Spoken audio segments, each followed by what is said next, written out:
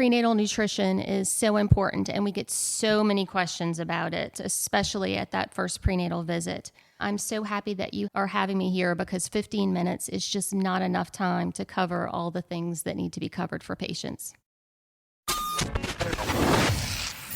Yay Networks.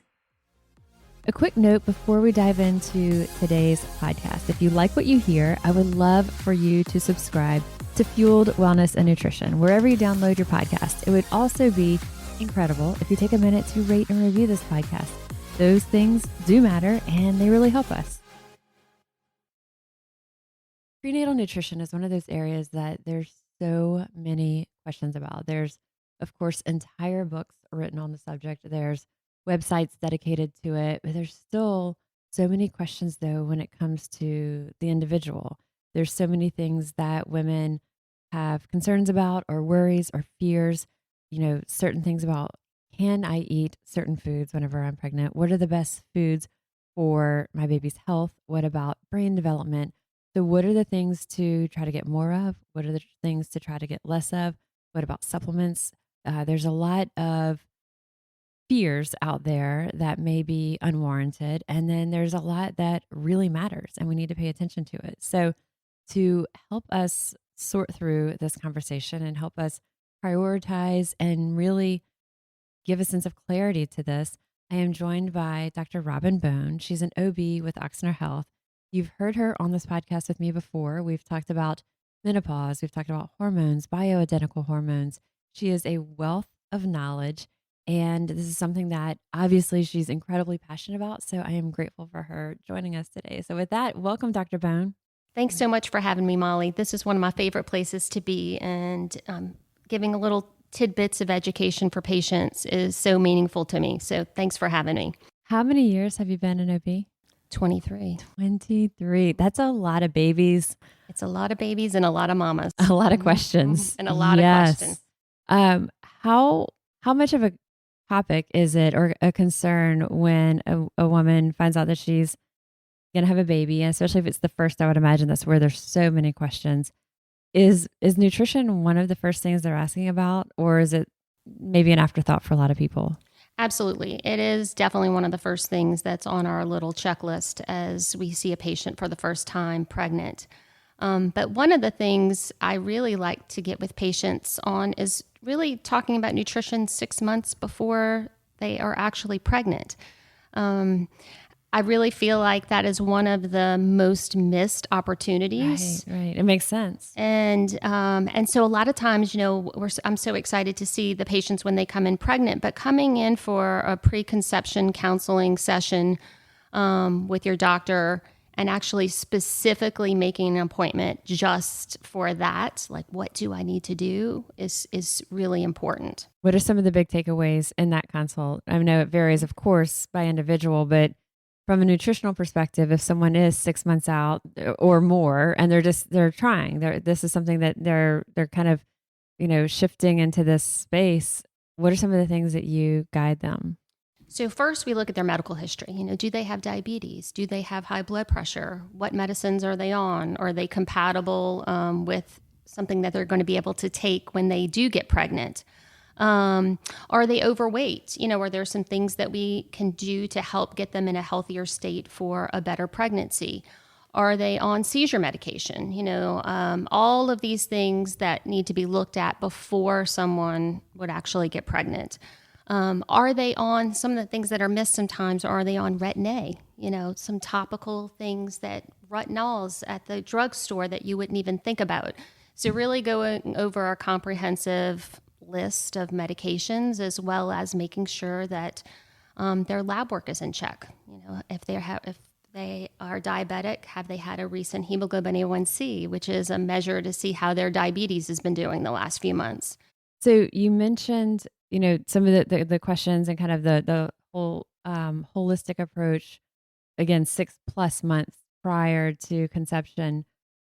What about anxiety? Does someone's anxiety levels affect their ability to conceive? Absolutely. And that's also one of the things that needs to be discussed is, do they have depression? Do they have anxiety? can we optimize their medicines? Can we optimize getting them therapy? Can we optimize or figure out what those triggers are before they actually get pregnant? Because there's a lot of changes that are going on, not only with your body, but also after you have a baby. As we know, the world is turned upside down. And pressures that people put on themselves for all types of things. With anxiety, this is one where this is just completely anecdotal and only my observations. But have you ever seen, or do you see a trend in this when someone is struggling with anxiety around, it could be around the fact that they're having trouble conceiving? And then I've seen this just a bunch of times, which is a random question for me to ask you here. And you and I didn't talk about this ahead of time. So I'm like planting this one in here with Dr. Bone. But I've seen that people who have such anxiety and have so much pressure on themselves that they're having difficulty conceiving and for years may struggle. And then they choose to adopt. And then immediately they get pregnant. Yes. I feel like there's something there about the level of stress that is happening. That is there some correlation, or do you see this, or is there anything on that? There's not a lot of literature on that to figure out the reasons why, but we see it all the time, where someone either gives up and all of a sudden they get pregnant, Right. or they do, choose to adopt. I have a patient who, this has happened numerous times, where they actually do adopt and then they get pregnant, and then Right. it's almost like they have a set of twins. Right. And I would wonder, that's, I think it's noticeable to us when the anxiety or is specifically around not being able to have a baby and then they adopt and then they do. But I wonder if also just anxiety in general is, do you find that that's, counter, or do you find that that has any effect, or? I think life stressors in general has an Yeah. effect on our hormones and our systems to function as best as it can. When we're stressed, our cortisol level goes Right. up. As our cortisol levels goes up, that certainly can affect our hormones. Not to put more pressure on us, because the Mhm. person who's already having anxiety, then they're going to have anxiety about having Being- anxiety. Another question, talking about kind of, um, upping the odds that someone is able to conceive. Another has been people losing weight, but also specifically the keto diet. Is that something that you see any correlation? I've had men and women, and sometimes both elements of the couple, who start doing a keto diet. And it's kind of like a joke inside of dietitians, like, oh, they did keto and they got pregnant. Well, now it's almost like people are doing Ozempic and are getting Yeah. pregnant. Tell us about Ozempic. Yeah. Ozempic is a medication that is out right now, that and Wegovy, and it works with insulin levels, and so it's a medication used for diabetes, but it's also being used in the weight loss arena. And so we're seeing a lot of patients coming in who've gotten pregnant from weight loss. And it's the same thing, whether Yeah. it's keto or whether it's Ozempic or whether someone just has lost weight Old rapidly. fashioned. Right. Yeah. Losing even something as simple as 20 pounds makes a huge difference in fertility. Yeah, so the purpose of this wasn't to talk fertility, but as you started talking about kind of that, the 6 month out conversation, it made me think about some of those questions that in 6 month out conversations people would maybe bring into you. Because you want to optimize ovulation.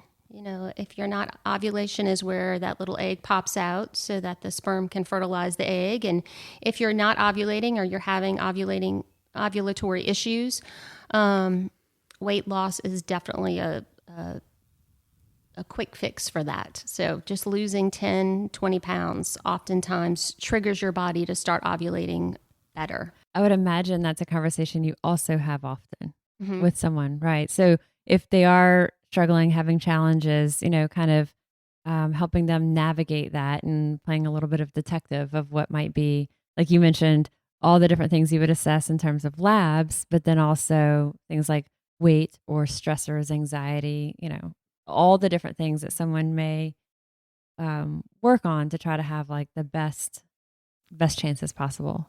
Absolutely. And just to kind of recap those things, and when you do go to the doctor, At that preconception visit, you really just want to maximize your health. You want to make sure that your medical issues are addressed, that your medication list is addressed, that you get your lab work and make sure that all that is maximized, your mental health is addressed, and to really find ways to decrease stress in your life, because that will also help you in the long run to get pregnant and conceive. I would imagine some of those conversations are challenging. I would think. They are, and that's why it should be its own appointment, Right. because there's so much to say in Right. 15 minutes. Yeah, there's probably a lot of emotions coming out at times too. So when do you start having someone take prenatal vitamins? Ideally, prenatal vitamins should be started about 2 months Okay. before conception. And the reason is... But if they started it before that, it would be okay? It would be totally at the okay. 6-month marker you're talking about before. I usually even say start at 6 months ahead of time, but at least 2 months ahead of time. Okay. And the reason for that is folic acid. So we know that folic acid prevents birth defects, and specifically neural tube defects, which is where the spinal cord doesn't close properly. So that is, March of Dimes will say that is the number one prevention of birth defects in this country, is to just take folic acid. And every single prenatal vitamin out there has at least 400 micrograms of folic acid. If someone's taken a regular high potency multi, would that be sufficient, or do you recommend they switch specifically to a prenatal? They can take a high potency multivitamin. Most vitamins are going to have 400 micrograms of folic acid, but once you become pregnant, you want to switch to a prenatal, because those high potency vitamins also have a lot of vitamin A typically. Mm-hmm. And one of the differences with a prenatal vitamin is it has much less vitamin A. Okay, yeah, good point. So nutritionally, what are some of the top considerations when someone is pregnant? What are some of the top prenatal nutrition concerns? I know that there's so many conversations that, that people will like recount. My sister-in-law was at the beach with friends, and I believe 3, if not more, were all pregnant. And so there's a lot of conversation about what was or wasn't going to go on to pizzas or, like snacks and stuff like that, but what are the top considerations that you would say? Iron for sure.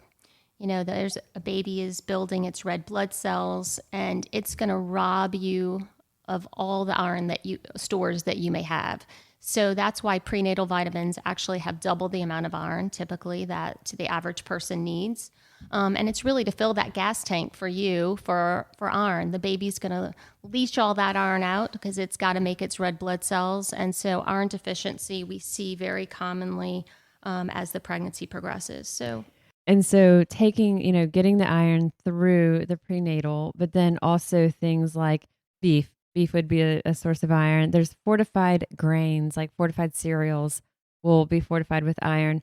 And then things like legumes, red beans, white beans are good sources of iron, and including a source of C with those typically, say like red peppers in there or yellow peppers would also help with that absorption. It's going to be better absorbed from something like beef than the non-meat foods, and spinach and kale. Right. And so also with those, interestingly, like if you think about like a spinach salad versus cooked spinach, it's going to be a lot easier to get more volume of it cooked than a salad. Can make you feel like you're eating a lot, but like it's actually a very small amount.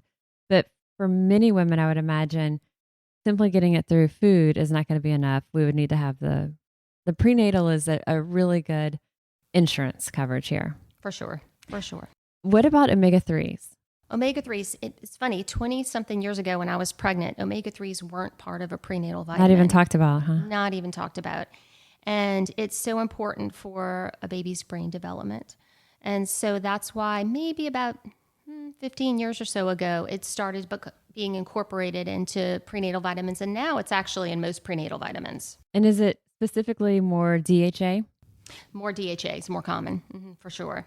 And how much is typically do you recommend in a prenatal? Most of them it varies. Mm-hmm. In fact, there's no set like FDA allowance, recommendation on DHA, but typically between 500 and 1,000 milligrams of DHA. Getting at least probably 50% of that in DHA. Okay. Of the omega-3s. So fish oil, y'all. Fish oil has, 2 components. And actually, Dr. Chip Levy, our cardiologist, one of our cardiologists with Ochsner Health, he did a podcast with me last fall all on omega-3s. So if you want to know more, it was, he's just like an encyclopedia of omega-3s. And so with omega-3s, there's, in fish oil, there's two components, DHA and EPA are the two main elements of it. I won't break it down and say like what those actually stand for. It's, it's easier to say DHA, EPA, and you'll know it when you see it. And it's usually listed as specifically that, DHA, EPA. If you're doing plant-based versions of omega-3s, let's say walnuts or flaxseed, while those are high in omega-3s, they're high in a different type of omega-3. It's called alpha-linoleic acid that it has a very low conversion to either EPA or DHA. So when we're talking about the omega-3s to help with babies' brain development, memory, that capacity to learn, those omega-3s specifically from DHA are what have that science behind it. So it's fine to have walnuts or flax or these things, but don't think that you've got your bases covered with that. And DHA is commonly found in fish. Mm-hmm. So back around 20-something years ago, the pendulum was swinging to not eat as much fish because there were reports that the large fish like shark, albacore tuna, mackerel, swordfish had high levels of mercury. So pregnant women were very scared to eat fish because of all these reports. It was the big hype about 20 years ago. So the pendulum was swinging just to not eat fish at all. And in fact, that's not what we should be doing. We should be getting about 2 servings of fish in a week. About 12 ounces is what you want. And you want that to get those good omega-3s and the DHA in our diets. So fish that you don't have to worry about, just think about it being smaller fish. Fish that are big and live a long time, those are the ones that kind of store up the mercury. The smaller fish and the tilapia, the trout, the catfish, redfish, those typically have very low levels of mercury. And salmon as well. And salmon, exactly. Yeah. Especially wild-caught salmon. Mm-hmm. That's what you want to go for. So salmon is really high in omega-3s also and easily, readily available and one of the lower of mercury. Sardines. Sardines are a good source of omega-3s and I believe low in mercury. I know it's not a crowd pleaser for a lot of people, but if you like them, you love them. And so you're happy to hear that. And shellfish. Yeah, Shrimp, shellfish. Scallops. So getting that fish, getting that seafood in, and specifically getting some of the lower mercury fish that Dr. Bone talked about. And salmon is probably on that, looking at what are some of the highest in omega-3 concentration and also lowest in mercury. Salmon tops the list. And as you said, the wild caught, even better. But even if, just the salmon, not to put the pressures on yourself on your pocketbook, salmon would be great in terms of both of those. This makes me think about the other conversations that I was kind of referencing, the conversations of people kind of being nervous about what to eat. So let's jump in away from fish for a minute. What about things like cured meats, prosciutto and things like that? That was one of the big, I said, what goes on the pizza? Mm-hmm. That was one of the conversations. You just have to be careful. I think if you're eating those things on occasion, it's fine. You worry about nitrates and things like that of things that are cured. It's not something you want to eat every day. You know how like Parma ham or something like prosciutto or the Spanish ham, they're technically not cooked because they're aged. And so that's one of the things that I've heard women say they're fearful of eating that because technically it's raw. I'm like, but it's not raw. It's not raw. Yeah. I'm not fearful of that. I'm thinking of pepperonis, where right. That is more cured. Okay. So Dr. Bone, if someone wants prosciutto during pregnancy, they're not effectively eating raw meat. Correct. They are not eating raw meat. Yeah, we've got one argument settled here. But talk to us about soft cheeses.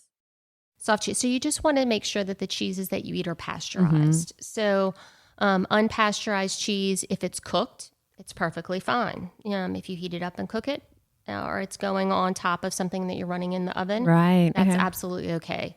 But it's the soft unpasteurized cheeses that you have to worry about. And it's typically soft cheeses that are unpasteurized, but there are still some hard cheeses that are also still raw or not pasteurized. So You just have to read the label. I think the conversation, you heard the question as I said it, what about soft cheeses? Because that's how people think of it, soft cheeses that are not pasteurized, but also there could be hard cheeses there.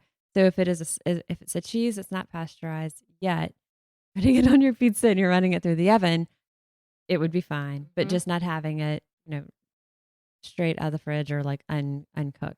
Y'all, we're making pizza night easier for the pregnant ladies. That's right. Let's take a minute to share about Nutrafol, sponsor for this week's episode. Y'all have heard me say it before. When it comes to skin and hair care, I'm a tremendous rules follower, super consistent. I follow the specific recommendations of my dermatologist. So when I learned about Nutrafol, I'd reached out to get her feedback on it. And she said that not only does she recommend it to her patients, she also uses it herself. Nutrafol is the #1 dermatologist recommended hair growth supplement clinically shown to improve thicker, fuller, healthier hair from the inside out. Nutrafol supports healthy hair growth from within by targeting the 5 root causes of thinning: stress, hormones, environment, nutrition, and metabolism. It is possible to grow thicker, healthier hair and support our show by going to Nutrafol.com, entering promo code FUELED to save $15 off your first month's subscription. This is their best offer anywhere. It's only available to U.S. customers for a limited time. Plus, free shipping on every order. Get $15 off at Nutrafol.com. That's spelled Nutrafol.com, promo code FUELED. Any others that are sort of like things that for people to be mindful of? I know we're talking about the key things for, baby development, but in that same category of conversations for people to be mindful to maybe either, yes, steer clear of it, like we said, unpasteurized cheeses, or are there things that people are steering clear of unnecessarily? So the most common question I get is deli meat. You were out. That's what I was thinking. Yes. Hands down. And so all that came about, I guess about 20 years ago, there was a scare with sliced deli meat and listeria. Mm-hmm. But the reality of that is listeria is subsequently, it can be anywhere. It's been in ice cream, it's been on cantaloupe, it's had all these other, popped up in all other places besides just deli meat. So I think you just have to be cautious. I ate deli meat when I was pregnant. Try to get it from a reputable place. Freshly sliced, obviously, is good. That's what you want. I try to tend to stray away from factories, because that's typically where the listeria outbreak is. But it's extremely uncommon. You just have to be mindful of it. But I would not eat a roast beef sandwich because of it. And then if you are fearful, then just heat it, cook the ham and put a slice of cheese on top and have a grilled ham and cheese. Make a panini, and use your roast beef and heat it up. But I think there's a lot more hype about it than actuality. Okay, there hasn't been a listeria outbreak in deli meat in a really long time. I feel like we need to knock on our table here. What about things that are like, let's just say like chicken salad at the grocery store, like serve yourself space. Some of these are coming back since COVID, maybe salad bar style, whatever you want to call it, but where it's the big well filled with things like chicken salad or tuna salad, egg salad. It does come to like, you have to trust how often that product is turned over. Is that something that you have a concern on for people? There's not more concern with pregnancy than just the average person. Okay. So, and the same goes for sushi too, so Yes. You want to, what I tell pregnant patients is the cooked sushi is absolutely fine. I do have Japanese patients that eat sushi every day. You just want to get it from a reputable place because what you're worried about are parasites and other things that are in the fish that's raw that could affect either a pregnant person or a non-pregnant person. Right. So it's there. You're not at any more risk just because you're pregnant. That's a very just pragmatic way to look at it. I think, there's people who for the entire duration of pregnancy would not have any contact with sushi. But you're right. The Japanese individual who's pregnant may eat it throughout.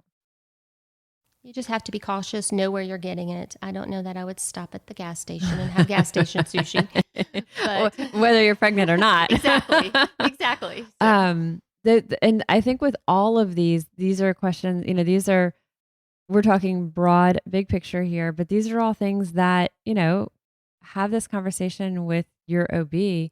If you're hearing this and you're like, still, I'm not sure, ask, and have these conversations because it can help ease some of, again, we talked about anxiety earlier. It can ease some of maybe the anxieties that are there unnecessarily because there's a lot of things that we want to focus on. There's a lot to be concerned about.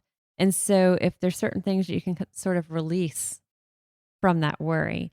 So we the talked pressure off yourself. right. There's just so much to be worried about in our environment. So, if you want to have the roast beef sandwich, have it. Just make sure that even if you weren't pregnant, it's safe and you want to Right. be eating it. Just like the chicken salad from the grocery store Right. that's has been sitting out. How long has it been sitting out? It's all these same worries that you would have whether you're pregnant or you're not pregnant. Right. Common sense approach. So we talked about iron, we talked about omega-3s, talked about lowering, the mercury based foods. What are some of the next things that we would look at? I actually have, I think the next one to ask about protein. Protein seems like an obvious, and it seems like it wouldn't be that hard for most women to get because if they just continued eating in their normal, habits. Talk to us about how much protein, and then I'd like to go down the path a little bit of, is this something that you see commonly that people get aversions to? Oh yeah. Yes. That's the part that makes it hard. Yeah, that's what makes it hard. So typically in pregnancy, you want to have about 75 to 100 grams of protein in a day. And you really just can't really have too much because, you're building a human and, You're saying that if you went more than that, that's fine. that's okay. So at least 75 to 100.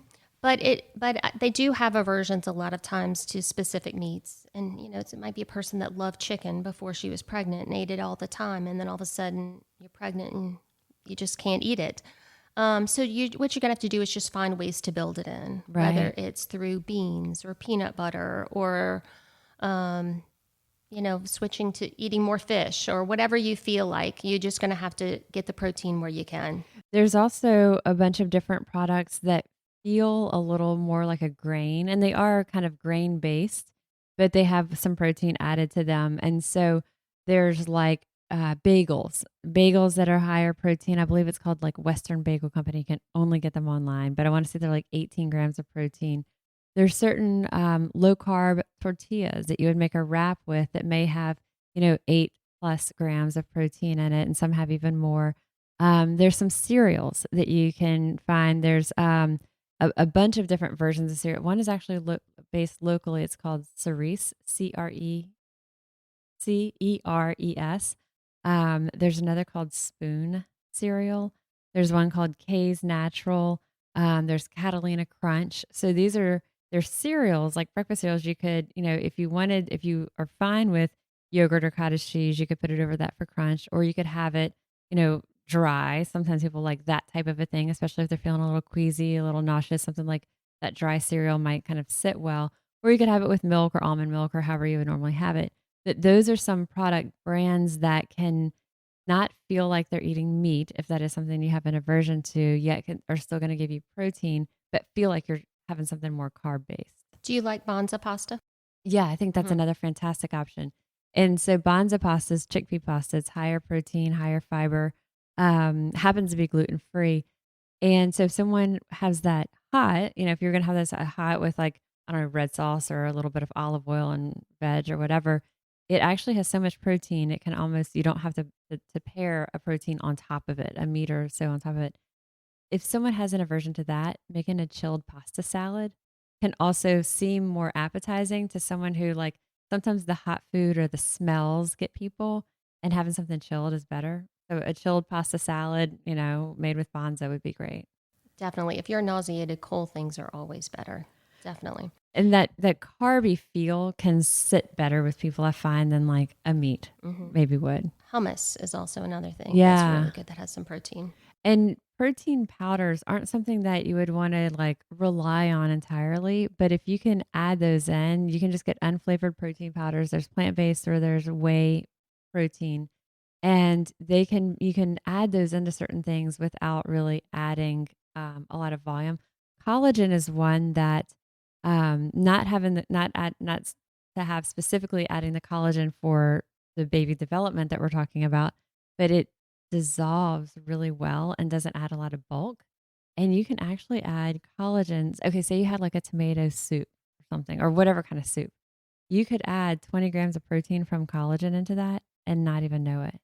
It'll add a little bit of a thickness, but it's not going to really change it. So I've had people add that stirred into sauces, and now they've put that sauce over something. And like I said, it thickens it a little bit, but it doesn't really change it. And you can put it in soups and everything else. So if that's something, I would have never thought to put it in soup. That's a good idea. and you can do it in coffee. I've had some people fuss because they're like, you said you couldn't taste it. It changed my coffee. Because, people's coffee is very, very specific. But something like a soup or something like that, you can stir it in there. And whether it's hot or cold, that collagen is an easy way to add, 20 grams of protein. And you heard Dr. Bone was saying, at least 75 to 100. So protein needs are going to be key. If you have aversions to the meat or the fish or the poultry that you typically had, those products that we kind of rattled off, or finding other ways to have some of those that can like help you boost the protein. What are some of the other key areas you would say? Just really also getting back to folic acid, you just want to not only get folic acid in your vitamins, but really concentrate on getting folic acid in your food, green leafy vegetables, things that are also rich in antioxidants, eating, that as the old saying is eat the rainbow, things that are brightly colored, strawberries, raspberries, blueberries. And mixing them up. Mix them up. Yeah, exactly. And frozen or fresh can be good. So on vegetables, sometimes you may not always have the fridge full of fresh veg, and that's fine. Because if you had, even like the frozen broccoli that you just steam, broccoli, like that's fine. Like don't, again, put the pressure on yourself that like you've got to go to the market and get your organic, cauliflower or whatever that is. Fruits, vegetables also going to be that rich source of protein, which can of course help with regularity and such during pregnancy. Mm-hmm. And the other thing too with that is, as we're talking about frozen, I have a lot of pregnant patients who will make frozen smoothies because cold things sit better.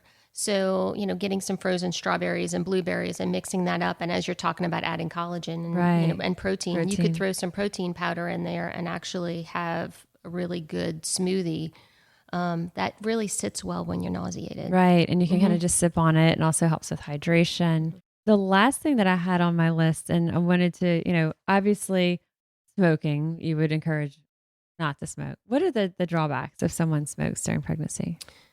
Babies have lower birth weight, higher risk of placental insufficiency. Things smoking we know damages blood vessels and blood flow. So all those things can affect a developing baby. Vaping also? Vaping also. So do you think, do you have many patients who that's a conversation you have to have, or do most of them? I think, it's funny because most people who smoke will stop smoking when they're pregnant. And they go right back to it. Some of them don't, but then some of them do. Years later, they're like, I quit when I was pregnant and it was so easy. Yeah. But you're doing it for another human being. So it makes it so much easier. Right. Stop drinking, stop smoking. With alcohol, that's one where, especially here in New Orleans, you hear people, there's a lot of conversation about that. Well, my doctor says I could have one drink, or I could have this, or many, my doctor says not at all. And I think a common theme that I hear from people is it doesn't matter. I want to do everything possible. And so having alcohol is not worth it to me. But where do you stand on that? Like if someone's asking that question, what conversation do you have there? I tell them if there's a special occasion, it's your anniversary or something special, I don't in my heart of hearts feel that it's harmful if you have that occasional glass of champagne or occasional glass of wine, especially like 3 times through pregnancy is what you're meaning? Like exactly. We're not talking occasionally a week. Correct. And the trouble becomes is that there's no set amount that is deemed safe. So, as physicians, we don't know what to tell you. We don't know whether is it one drink a day? Is it one drink a week? Is it one drink a month? We don't know what that answer is. So just really trying to limit it or avoid it is is the best case scenario. Do you typically recommend just avoid it unless it's something really special? Like, because do you have a lot of people that try to kind of negotiate? Sometimes. Yeah. But mostly people just avoid it altogether. Kind of like the smoking. Mm-hmm. Exactly. Yeah. They just avoid it altogether. Occasionally they'll say, oh, I'm going, to dinner this weekend or a holiday party. And even if, it's kind of funny because even if they know, and I give them permission, like, okay, you can have, a glass of wine or, a glass of champagne, they'll come back and say, I really didn't want it. I just wanted to. I hear that too. Right. I wanted to know it was okay. Right. And then when I got there and I went to go order it, I was like, I'll just get. Or they have a few sips and they're like, it's just not. It's not the same. Yeah. It's not the same, or it's not worth it. Is there any difference in stage of pregnancy that you may be more comfortable with that glass of champagne? Second and third trimester for sure. Trying to avoid it first trimester when things are developing is the most important. Which is hard because a lot of people may not know. And then they're panicked, like thinking back to the past few weeks or months, yeah, that's hard. Anything that we haven't talked about, we talked about, achieving that healthy weight or maintaining the healthy weight. Let's talk a little bit about that on rate of weight gain or kind of a calorie intake. How do you have that conversation with people to kind of know in terms of like how much for this other human? So you're not really eating for two. Right. That's what the saying is, right? You're eating for two, but you're really not. All you need is an extra 300 calories a day. And that's not a whole heck of a lot. That's an apple and a glass of milk. A lot of people may eat normally 1,500 to 2,000 calories. So an extra 300 is like, you're eating for an extra, maybe like, I don't know, I'm not doing the math quick enough, but maybe an extra 0.1 or 0.2. Right, exactly. Right? And it's a snack, right? 300 calories is a snack. Yeah. So I always say just eat your regular meals and then build in an afternoon snack because that's what you're going to want, or maybe a small mid-morning snack, so that you're eating every couple of hours when you're pregnant. So you were asking about weight gain. If you're a normal weight, you should gain between 25 and 35 pounds. That's average. Okay. If you're underweight, you might gain more than that, 35 to 40 pounds. If you're overweight going into the pregnancy, you might only gain 15 to 25 pounds. And that's something, again, that conversation to have with your doctor and what's healthy for you. And is there kind of how it's spread out over the course of the pregnancy? It's so variable. Some people gain weight in spurts. Some people gain a pound a week. It just kind of depends on the patient. So don't get hung up on it. Do not get hung up on it. And this is the other thing is sometimes it's genetic. I mean, I've had people who've gained more than the 40 or 45 pounds in pregnancy, and they've done that every single time and the weight has come off. So, don't get too hung up. There's always exceptions to every rule. And even if you're eating your best and trying your best, sometimes you just gain more weight. And that's sort of what it is on anything that we talk about of focus on the processes, focus on what you're putting into your body, how you're moving your body, how you're taking care of this baby. And the weight hopefully is that healthy weight gain that's appropriate for your body, your size. That is one more thing. Tell me about exercise. How do you guide people in movement during pregnancy? So it depends on if they've been exercising. So if they're an avid exerciser already, for the most part, they can keep doing what they've been doing. If they're comfortable, physically they're comfortable doing it. There are certain things that they may not be able to do, like squats with weights. Once you have a big belly and you don't want to put that much pressure or strain on yourself, but you're certainly not going to be able to do some things like push-ups and sit-ups anymore because you're going to have a baby in your belly. But for the most part, they can continue to do what they've been doing. If you haven't exercised at all, just walking, doing simple things, walking, taking it slow, doing pregnancy yoga is huge for your lower back exercises, stretching, all those things are important. It's just important to keep active and moving. So to kind of summarize it all, prenatals, starting with that as early as that 6 months prior, at least 2 months prior, that prenatal that has the DHA in it specifically. And if you can get the omega-3 rich fish that are also lower in mercury, salmon and others would be in that. We talked about the antioxidants in general and kind of that rainbow fruits and vegetables.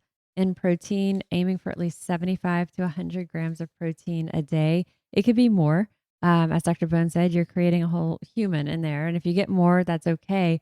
The problem is that sometimes it may be hard to get that much. So if it is your lean beef or poultry or seafood, that's great. But if you've got the aversions, we kind of talked about some of those other, find things that feel maybe more like grains, the higher protein bagels or cereals or tortillas or things. There's waffles that are high protein, anything like that that can help you kind of boost that intake. Making smoothies. So again, if you are having some of those smell aversions or just kind of feeling a little nauseous or queasy, blending that smoothie is a great approach. It's also a way to just slip in all types of produce, protein, and in terms of a protein powder or Greek yogurt. Lots of good stuff here. One upcoming topic that's cutting edge is vitamin D in pregnancy. Vitamin D, as you know, Molly, is a fat-soluble vitamin that promotes the absorption of calcium, as well as it's important in bone formation, but it's also important in the immune system. And the immune system is important even when you're trying to get pregnant. So, making sure that you have enough vitamin D is important when you're trying to get pregnant because it creates an environment for implantation and a healthy environment. So one of the things that has been seen in some ongoing studies, and more studies are needed, but we found that people who are low in vitamin D have higher rates of high blood pressure later in pregnancy, as well as diabetes, and that their children sometimes have higher rates of allergies and asthma. So, these are things that are coming out, and, what's the harm in making sure that you have enough vitamin D? Some of the ongoing studies that are coming out are recommending at least 1,000 international units, and prenatal vitamins only have about 400. Wow. Okay. So how can you get more vitamin D? It's just by taking an extra supplement. So either that or getting outside for about 15 minutes in the sun.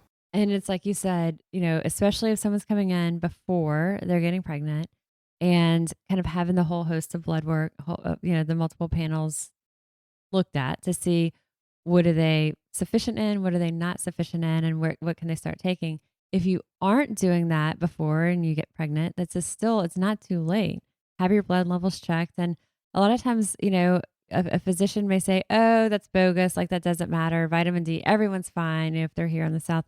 But that isn't always the case. An estimated 75% of people may be low in their vitamin D. And so that's something to talk with your doctor about too. If it's not something they're doing routinely with your OB, having that conversation as well.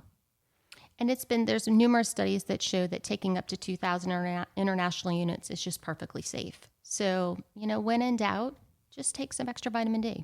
And almost always you'll need to add that in addition to your prenatal. Exactly. Just being outside and in nature also lifts our spirits. It has all these other benefits for our psyche, as well as, like you said, vitamin D. So much really good stuff here. Lots that we covered. And Dr. Bone does a lot of content like this. And you write regularly for the Ochsner blog. So I'm going to include in our podcast notes a link to, it's basically Dr. Bone's page on the Ochsner Health blog. And so from there, you'll see her name, you'll see her bio, but then below that, you'll see links to all pieces of content that Dr. Bone has written through the years.